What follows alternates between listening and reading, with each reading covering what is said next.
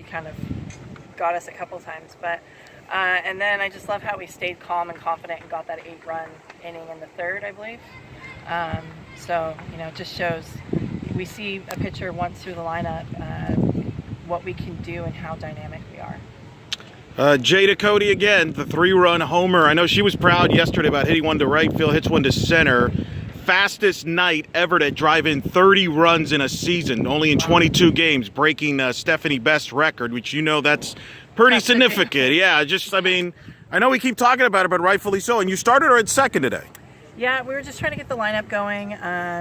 Where our bodies are hurting a little bit from all the games that we've been playing, and we're just trying to be smart and prepare for the week that's coming ahead of us. And so what's cool about Jada is I feel comfortable putting her anywhere. And I say this all the time that she really wants to play in the outfield, but maybe I'll let her one day.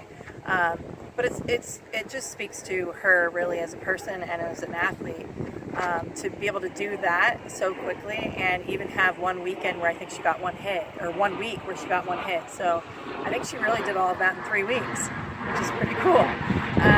But she's a tough out. She works hard. She can hit a lot of pitches, and 5-tool player. Can't ask for much more. What all given in relief, and she shut the door for you guys. What do you think she did well today to kind of help lead to that? Keeping the ball down. I think that we put some good pitches out there. FGCU just really stays in their legs, and they're able to just ride their legs. And I told the coach, I said, your hitters are annoying to us because they keep hitting our pitches and our good pitchers' pitches. But Kama kept the ball down and mixed speeds. I think that's really the big thing, and got the ground balls for us.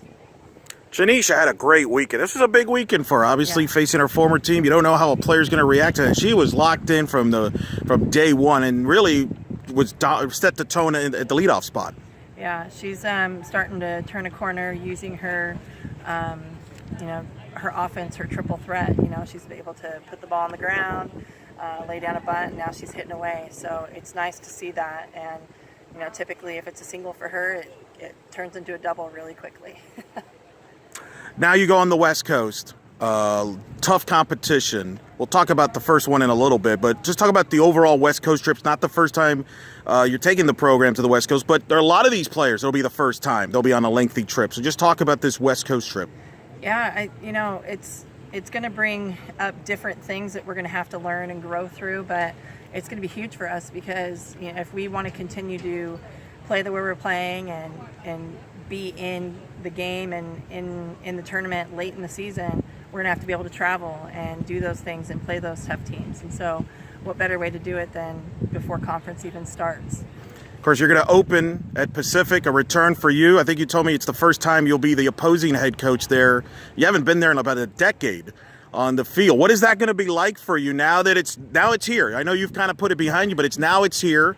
You're one of the most recognizable athletes there with Michael Wakandi, and Pete Carroll's an alum there, I found out. What is that going to be like for you on Tuesday, facing your old coach who is in his 30th season? Well, first and foremost, we're going to go get all the good food that I love there and miss there. But, it's definitely good emotions. And, when we're on the field, it's business. But coach is somebody that really gave me an awesome opportunity as a player, and then most importantly as a coach.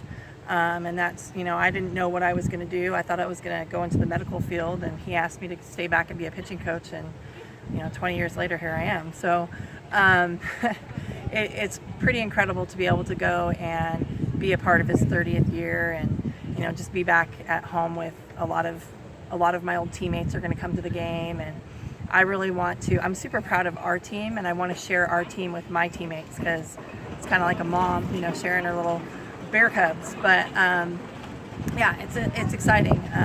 I've been trying to get back, and it's all worked out. So there's going to be a lot of hoopla there with your arrival. As you mentioned, a lot of friends, teammates are going to be there. Do you address that with your team? How do you address that with your team there? Because they might want to say, "Wow, this is kind of a big deal. Let's try to win this for coach." But you don't want them to. You want them to treat it just like another game. Yeah, Elo, you're always so smart. So I got to think of my talk for that one. I'm just thinking of the X's and the O's. But I think I share a lot of stories from my past and what I've learned and the mistakes I've made, and and so they've heard quite a bit, but it is something, you know, to be able to go and teach them, and I just hope they play the same. You know, we always compete hard every pitch, and that's what I hope that they'll do.